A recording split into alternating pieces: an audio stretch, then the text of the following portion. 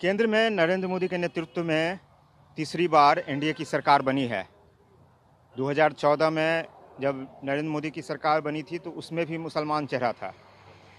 2019 में भी मुसलमान चेहरा नकवी के रूप में शामिल किए गए थे, लेकिन इस बार कोई मुसलमान चेहरा मंत्रिमंडल में नहीं है और उसको लेकर सियासत हो रही है। बिहार में भी शुरू है, क्योंकि बिहार से जदयू और एनडीए के अन्य घटक दल भी केंद्रीय मंत्रिमंडल में शामिल हैं और इसलिए आरजेडी की तरफ से निशाना साधा जा रहा है।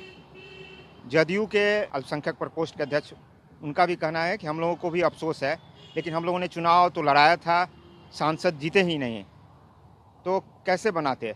ऐसे उम्मीद है अभी, क्योंकि विस्तार होगा। रवनीत सिंह बिट्टू हार गए चुनाव, बड़ी भारी संख्या के वोट से हारे, लेकिन उनको आपने पंजाब का प्रतिनिधि देने के लिए मंत्री बनाने का कार्य किया।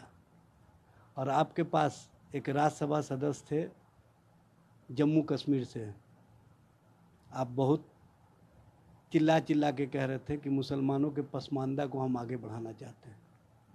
आप मुसलमानों के प्रति किसी जाति, किसी वर्ग, किसी लोगों को आगे नहीं बढ़ाना चाहते हैं। आपका एजेंडा है मुस्लिम विरोध की राजनीति। तो एनडीए का कैबिनेट बना है, ये उन लोगों का पोल खोल दिया जो चुनाव के दौरान प्रचार किया करते थे कि हमने मुसलमानों के लिए क्या क्या नहीं किया। आपने मुसलमानों के लिए क्या किया, ये कल का 71 लोगों के कैबिनेट का जो स्वरूप सामने आया उसमें स्पष्ट हो गया। देखिए, अफसोस तो मुझे है कि हमारा एक मुस्लिम नेता होता, लेकिन आदरणीय नीतीश कुमार जी ने किशनगंज से एक मुस्लिम को टिकट दिया था। अनफॉर्चुनेटली वहाँ से सीट नहीं निकला, तो वी आर हेल्पलेस। हम लोग हेल्पलेस है, हमारा कोई नहीं निकला, तो इसमें रोने की क्या बात है। कोई ना कोई बन जाएगा, किसी को बनाना चाहिए, आपको लगता है? किसी को भी बना देंगे।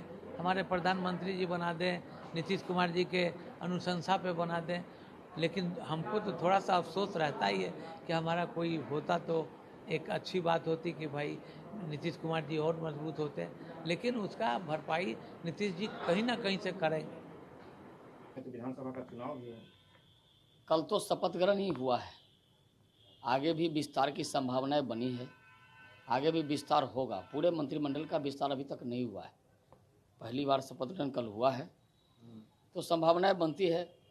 विपक्ष से हम जानना चाहते हैं कि जब लालू प्रसाद जी की सरकार थी और लालू जी को जब जेल जाना पड़ा था, तो उस समय राबड़ी देवी जी को ही बनाया, क्यों नहीं उस समय अब्दुल बारी सिद्दीकी जी को बना दिया था। ज़रा अपने चेहरे को भी देख लेना चाहिए। नरेंद्र मोदी ने कहा कि सबका साथ सबका विकास, तो उनके काम में देखेंगे कोई धर्म और जाति बांट के अलग अलग विकास नहीं किया गया। बिहार में मुसलमानों की आबादी 17% से अधिक है। विपक्ष इसे मुद्दा बना रहा है और अगले साल लोक विधानसभा का चुनाव भी है।